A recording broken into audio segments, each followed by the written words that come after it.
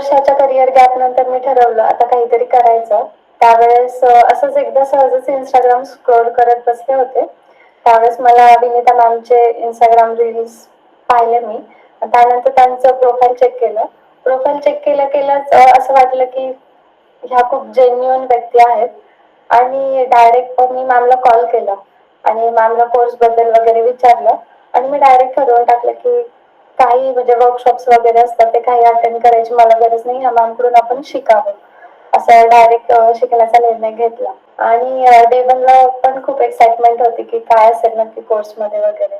तर मॅमनी एवढ्या छान पद्धतीने सुरुवातच केली की खूप एक्साइटमेंट वाटते की नेक्स्ट डेला काय असेल वगैरे. आणि मॅमची मेन टीचिंग मेथड एवढी सिम्पल पण खूप अशी छान आहे की पहिल्यांदाच मॅम जे सांगतात ना तेवढं छान क्लिक होतं की काही डाऊटच राहत नाहीत. आणि मेन म्हणजे मॅम जो होमवर्क देतात तो सिन्सिअरली केला तर काही डाऊट राहायचा विषयच येत नाही.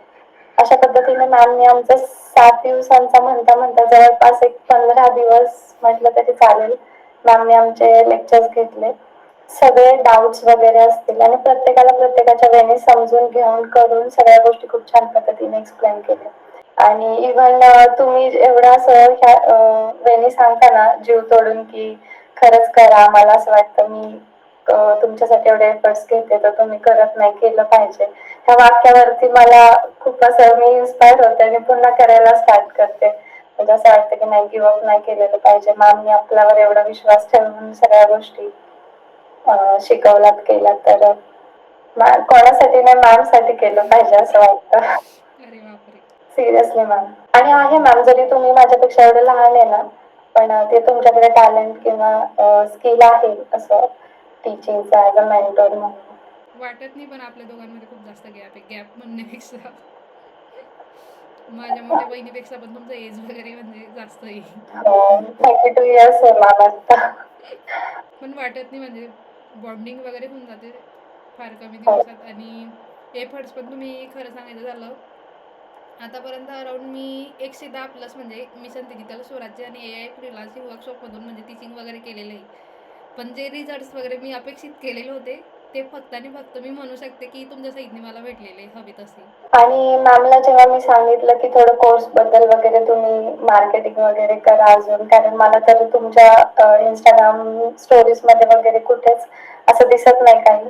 तर मॅम नेहमी जेन्युअनली असं सांगतात की मला स्टुडंट्स नकोय तर स्टुडंट्सकडून रिझल्ट हवाय. म्हणजे क्वांटिटी नकोय मला पण क्वालिटी हवी आहे प्रत्येकामध्ये. म्हणून ती डेव्हलप करण्यासाठी मॅम त्यांच्या साईडने खूप एफर्ट्स घेतात.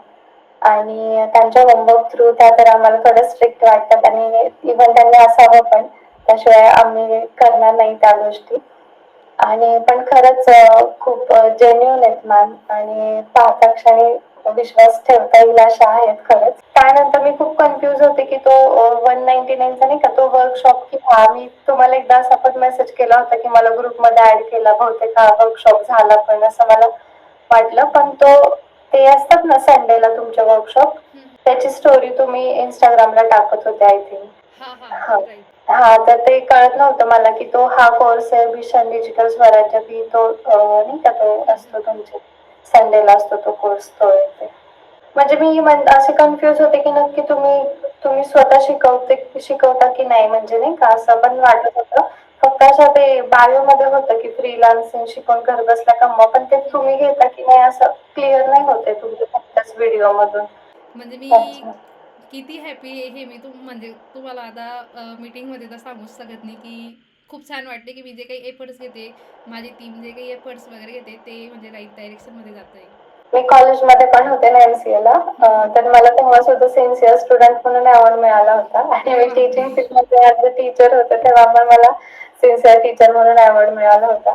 आणि खूप नॉलेज आहे त्यांच्याकडे आणि सिन्सिअर पण आहेत असं मला वाटतं. आणि नक्की त्यांच्याकडे जर तुम्ही कोर्ससाठी जॉईन केलं तर नक्कीच तुम्हाला फायदा होणार, खूप साऱ्या गोष्टी तुम्हाला शिकता येणार, हे तर नक्कीच आहे. एका वाक्यात सांगायचं झालं किंवा एका शब्दात माझ्याविषयी सांगायचं झालं तर तुम्ही काय सांगाल? कष्टाळू. अरे बापरे. खूप कष्टाळू आहे मॅम तुम्ही. म्हणजे आज एवढं हे 22,000 फॉलोअर्स डेव्हलप करणं खरंच इझी नाहीये. सिरियसली. म्हणजे मी आता एक 8 दिवसात हे करत होते तरी असं वाटत होतं अरे म्हणजे असं नाही का की होईल नाही होईल, किंवा खूप विचार येत होते मनात. सांगितलं होतं आणि मला हे खूप विशेष वाटतं की तुम्ही खरंच पाणी पण पित नाही एवढे दीड दीड तास कंटिन्यू बोलते, दीड इव्हन 2 तास सुद्धा. मग मी एक आता इन्स्टावरती पोस्ट वगैरे पाहते ना, तर त्याच्यामध्ये बऱ्यापैकी असं जे असतात ना, ते स्वतःच्या कोर्स बद्दल शेवटी शॉर्ट मध्ये माहिती सांगतात. तसं तुमच्या कोणत्याच व्हिडिओमध्ये इव्हन कशातच नाहीये, असं मेन्शन नाहीये. मीच तुमच्यापर्यंत कशी पोहोचले मला माहित नाही.